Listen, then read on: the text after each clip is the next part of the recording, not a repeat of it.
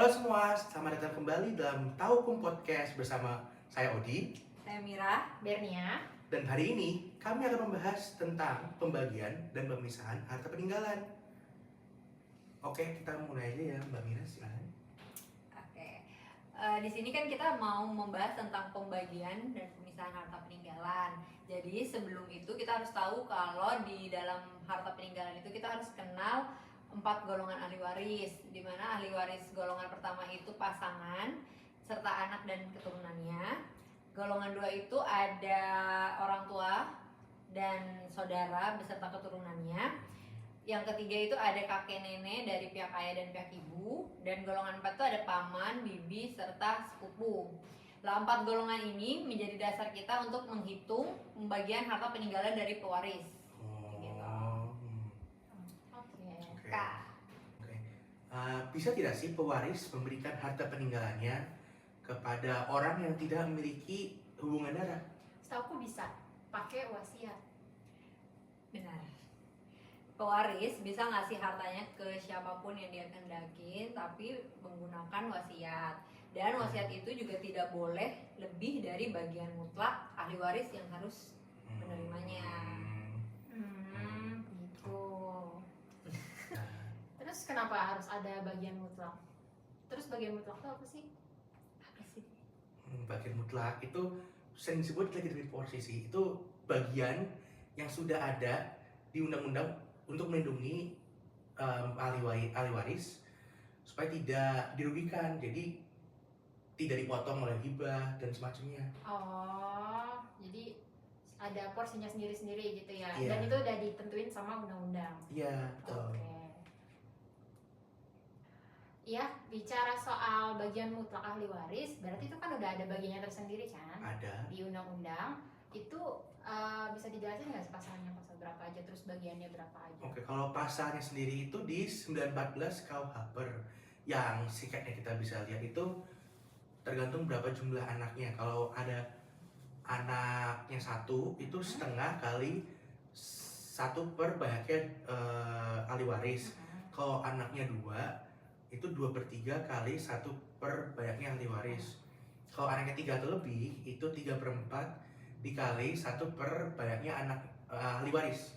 Kalau contohnya mungkin dari perhitungan. Jadi contohnya gini, kalau misalnya anaknya satu di dalam satu keluarga, itu berarti LP-nya itu 1/2 dikali 1/, banyaknya ahli waris. Kalau misalnya di dalam situ ada, kan ada istri, ada ini, jadi 1/2 dikali 1/2 lagi.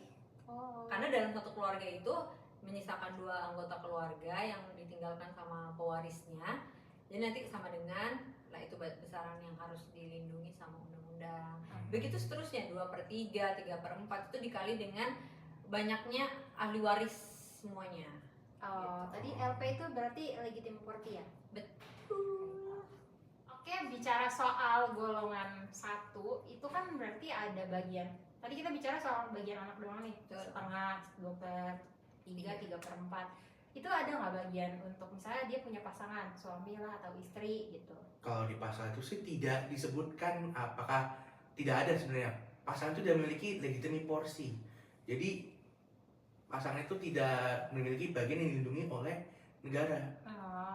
Berarti misalnya pasangannya meninggal, berarti harta peninggalannya itu setengah untuk si pasangan yang lain. Ya harta setengah, tapi harta gonogin, harta yang yang umum yang tidak dilindungi oleh negara. Oh gitu. Itu benar. Iya, aku tambahin ya. Jadi kalau misalnya dari suami istri ini ada yang meninggal salah satunya, terus dia tidak punya anak, itu tidak otomatis semua hartanya itu dikasih ke istrinya. Jadi istrinya itu mungkin dapat setengah harta gonogini, dan setengahnya itu kita lanjutkan ke golongan 2 karena tidak habis dibagi golongan 1. Jadi golongan kedua itu isinya itu orang tua pewaris, saudara pewaris, sama keturunan saudara pewaris itu. Nah, tentang berapa persen, berapa rumusnya itu diatur di pasal 915 KUH Perdata. Berapa? 915 KUH Perdata. 915. Nah, yang pada intinya itu rumusnya itu setengah kali 1/, banyaknya ahli waris. Jadi kalau misalnya kayak contohnya tadi, punya istri satu dan ternyata orang tuanya dulu hidup. Mm-mm. Jadi rumusnya itu setengah kali sepertiga. Karena pewarisnya itu ada 3. Iya, Tuh. istri dan kedua orang tuanya. Nah, terus untuk golongan berikutnya itu golongan 3 dan 4 itu kita sudah kenal namanya cloving. Cloving itu cloving itu pembagian yang sama besarnya antara garis ayah dan garis ibu. Jadi dari cloving itu nanti ada perhitungan lagi. Ada perhitungan lagi. Oke. Diatur di pasal Diatur di pasal 916 KUH Perdata. Jangan ketuker ya, 915 sama 916 itu tentang Iya. cloving. Terus kalian tahu nggak kalau anak luar kawin gimana? Oh, itu dapat juga. Sebenarnya dapat. Oh. Nah, kalau anak luar kawin itu hanya dapat setengah dari bagiannya, dari bagian yang harusnya didapat. Maksudnya gimana? Kayak agak kurang paham nih. Setengah. Jadi, kalau misalnya anak sahnya itu mendapatkan sepersekian bagian, anak luar kawin ini setengah dikali hak yang harusnya didapat. Jadi dia hanya dapat setengah dari bagian anak sah. Oh. Jika iya. anak luar kawinnya itu tidak diakui. Tidak diakui. Tidak diakui. Berarti Ada yang diakui. Kalau diakui itu sama besar. sama besar. Bisa. Itu mungkin pembahasan yang lain kali ya. Iya, betul. Oke, jadi intinya dari penjelasan tadi itu kan terkait golongan-golongan itu ada golongan 1, 2, 3, dan 4. Berarti untuk perhitungan-perhitungannya tadi udah disebutin di pasal 914, 915, Ya. sama 916 KUH KUH Perdata. Perdata. Jadi untuk golongan 1 itu ada pasangan serta keturunannya, kemudian golongan 2 itu ada orang tua pewaris sama saudara pewaris. Sama keturunannya juga. Kemudian untuk golongan 3 itu ada di kakek, nenek, dan pihak-pihak dari pihak-pihak ayah dan pihak ibu pewaris. Kemudian di golongan 4 itu ada golongan agak jauh ya, paman, bibi, serta keturunannya termasuk sepupu-sepupu gitu. Begitu betul? Betul. Dari tadi kan yang kita bahas itu perhitungan. Lah, gimana sih prosedur kalau misalnya ada yang meninggal sampai pembagian warisnya?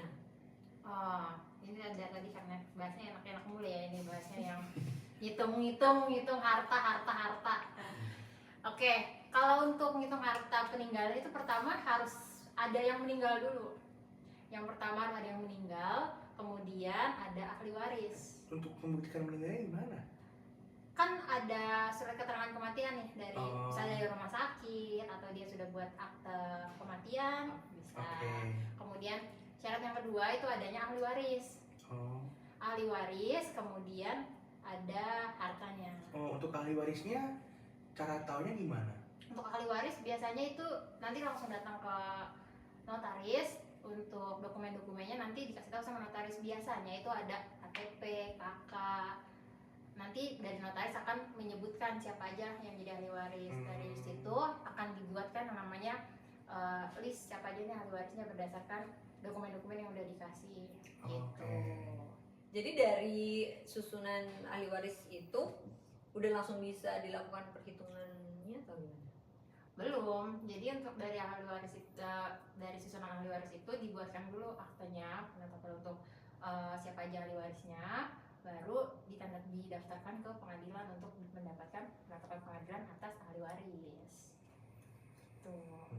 Dari pembahasan mengenai perhitungan dan prosedur pembuatan aktanya dalam pembagian harta peninggalan itu, notaris harus bisa menguasai perhitungannya karena perhitungan itu yang nantinya dituangkan ke dalam aktanya. Yap, Ya, betul. jadi untuk para calon notaris dan penerima waris, lebih baik datang aja ke notaris yang memang bisa menghitung secara akurat pembagian harta peninggalan tersebut. Iya, karena itu akan timbul sengketa. Sekecil apapun kesalahannya, itu akan menimbulkan sengketa baik pidana atau perdata di kemudian hari. Gitu. Sekian dari kami, mohon maaf jika ada yang salah. Apabila ada yang mau ditambahkan atau ada yang mau dikoreksi, silakan taruh di kolom komentar. Jangan lupa untuk like, komen, dan subscribe ya. Bye-bye. Bye.